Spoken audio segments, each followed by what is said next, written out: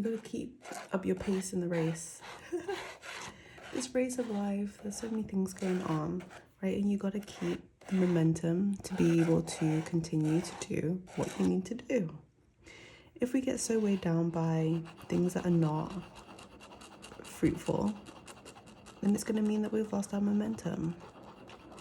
And it's okay temporarily, but if we just keep adding things to this pile, it's going to feel heavier and heavier and heavier and heavier and heavier. It's going to feel impossible to get out, because then we're stuck, and then this is just getting bigger and bigger and bigger. This is just like the things that are not propelling you forward, right? It's hard to propel forward with this, but you can actually break through. Think of this like a discus, like in the Olympics when they swing the ball around, or even just thinking of Matilda, Mrs. Trunchbull, when she grabs the girl by the hair and she's swinging her around. Obviously the girl's heavy.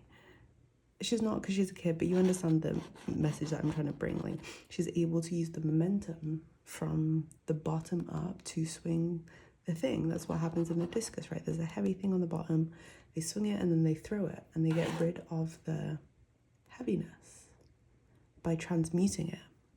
It's kind of like being in a centrifuge and something goes in there and it spins around and then it separates whatever's in there.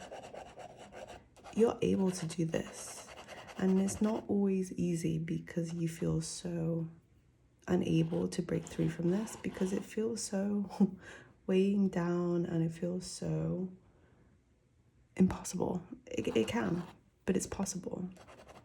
How can you make whatever is going on that's not serving you into a centrifuge and separate yourself from it, separate your true self from it? Because these are not usually things to do with you, right? There, circumstances, situations, things going on in life, other people's thoughts, feelings, opinions. What can you do to get yourself in the centrifuge? I mean, you can't even just spin around. Think about, like, I don't know, as a kid, if you played Ring Around the Roses and you were just like dancing around, swinging, and then you all fall down. Just this is like a fun way to be like, oh, how can I release it? Just think about swinging in a circle, or why are you so attached to it? Not usually that important, because you can just let go without knowing the why, but for some people the why is very prominent, to be able to detach from it, to find the source. So how we do this, how we get into the centrifuge in the first place, is being aware of it. Okay, awareness is the first piece of the puzzle to being able to change it. Because the thing is, you have to be sick of it. Sick of your behaviors in this way to be able to do this work, okay? To be able to transmute anything, you have to be aware. Because if you don't have awareness, how is anything going to change? And you have to have intention. So awareness is first, being like, hey, wait a second, that wasn't nice, or that wasn't something that is meant for me, or how I do it. Then you're able to have the intention, set your own intention of, hey, this is actually what I want to do instead. And this may change over time, right? It's not like a linear path. It's like something that may be different of what you want to achieve, retain, or be, or do, or whatever it is. But if you have this intention, then this creates more momentum in your centrifuge, because then you're spinning on what is in your mind. And as I mentioned, where your focus goes, your energy flows, right? So if you've had the awareness and now you have the intention and you're working towards it, this can give you some momentum to work towards and separate from what is not meant for you, or what is holding you back, what is making you in this, I don't want to say condition, but making you in this way of being that does not feel conducive to you evolving, expanding, being you. Because usually this is, like traumas, conditioning, all these things that make us feel so heavy, not the true state of being or how you're meant to be. Okay, so just find things, even just having fun is a big key in this. Okay, having fun, because we can get so like, it's like a dark cloud, grumbly, mad and angry. Why is things like this? Blah, blah, blah.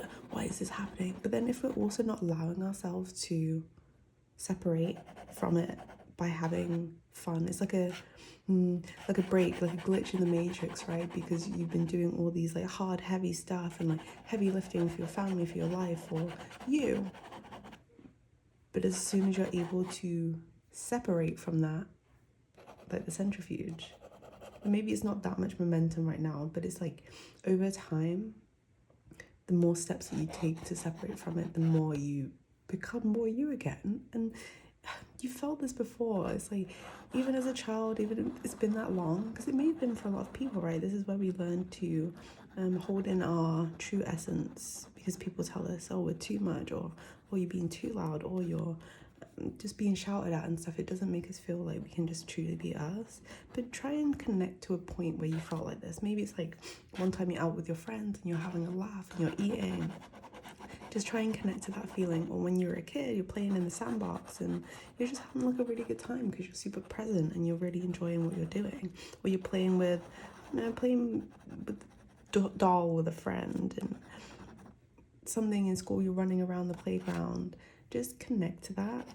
See if you can incorporate it into your adult life. Now, obviously, we don't really have playgrounds as adults, but create your own. It doesn't have to be anything significant. If you like painting, for example, or if you like drawing, if you like any creative act that makes you feel in flow, try it out.